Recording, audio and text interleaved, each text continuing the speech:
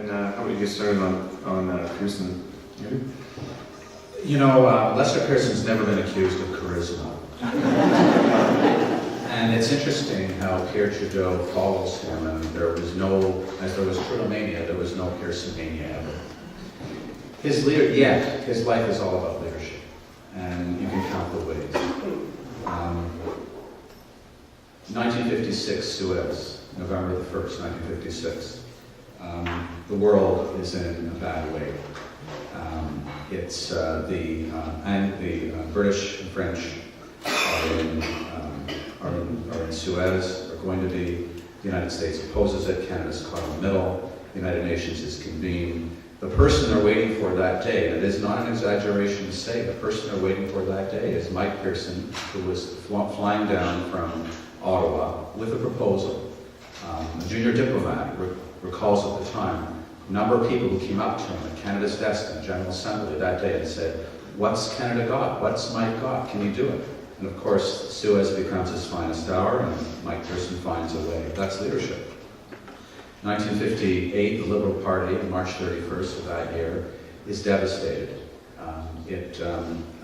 The country gives the Conservative Party and John Diefenbaker the largest parliamentary majority in our history, and the Liberals are reduced to the smallest number of seats in their history. When the returns are coming in to show you how bad it was, and how easy it was for Mike Pearson to walk away, when the returns come in that night, Marion Pearson, his very tart and artlessly frank wife, says to him as they're watching this wreckage from across the country, "Mike, you've lost everything. You've even won your seat." So it would have been easy then. So what is he facing? He's facing what everybody thought, all the political pros thought, would be 10 years in exile, 10 years in the political wilderness. And this is a Nobel laureate. He's just won the Nobel Prize about 3 or 4 months earlier. He's got all kinds of offers from the Rockefeller Foundation and other luminous bodies. He has all kinds of offers. And what does he do? He gets down to the business of rebuilding the Liberal Party, which probably is his greatest unacknowledged achievement. He rebuilds the Liberal Party between 1958 and leads it back to power in a time that, in a period of 5 years, something nobody thought possible. He wasn't ever given to administration, but he knows how to gather the elements and do what he has to do to rebuild this institution. And that was leadership. And then as Prime Minister, one example I think of, and it's extraordinary, because he's all on his own here. It's not unlike, I think, Pierre Trudeau in his act of great leadership, which, and you may agree or disagree, which to me is the Constitution. In 1964, Lester Pearson decides, and there's no popular sentiment for this, he decides we're going to have a flag. We need a flag. He believes in status nationalism. His government is full of economic nationalist measures, but they don't go very far, but he believes that we need to have a flag. And he feels that this is against all political advice. All political pros were saying, don't do it. You have precious little political capital, you have a minority government, don't do it. He does do it, and he announces this before most hostile audiences at the Royal Canadian Legion in Winnipeg. You can watch the recording. They virtually boo him off the stage. He's tough, he's bouncy, he stops, he starts, he's not the world's greatest orator. But at the end of the day, 6 months later, after Parliament has been tied up for 5 months, and there are literally hundreds of speeches given, he's advised on many occasions to drop this. He wants the flag. He believes that we ought to have a flag. He believes this is status nationalism. And by February of 1965, he gets his flag.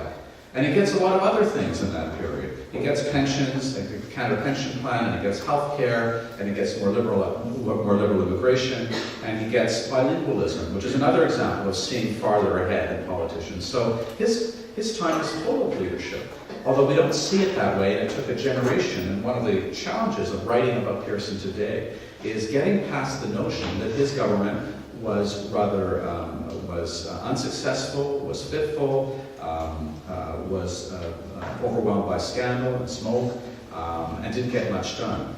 He is a transformative Prime Minister, and today's Canada is very much Pearson's Canada. So leadership is written all over him. Very good. I think maybe we just start off with this one. Is leadership, does it come down more to the big ideas that a leader has, or do you think the personality of a leader and their ability to inspire people in Canada? Well, it depends on the individual. I mean, if you look at someone like Pearson, particularly in Andrew's wonderful portrait of him, as Andrew says, he was not the person of charisma, and yet there was so much substance throughout his life, and he was such an excellent conciliator and compromiser that he managed to get a lot done in a way that Trudeau really didn't. When you look at his political record, you can point to a couple of things. You cannot point to a consistent record of accomplishment, and many things we associate with the Trudeau regime were in fact Pearson initiatives. Things like, if you ask the average bilingualism today, or the average citizen today, what was Trudeau's great accomplishment, they would say it was bilingualism. Well, in fact, that was a Pearson initiative. Even the Constitution in '67, when Pearson said he wanted to open constitutional talks, Trudeau, as Justice Minister, said, "It's a bad idea. It's a can of worms.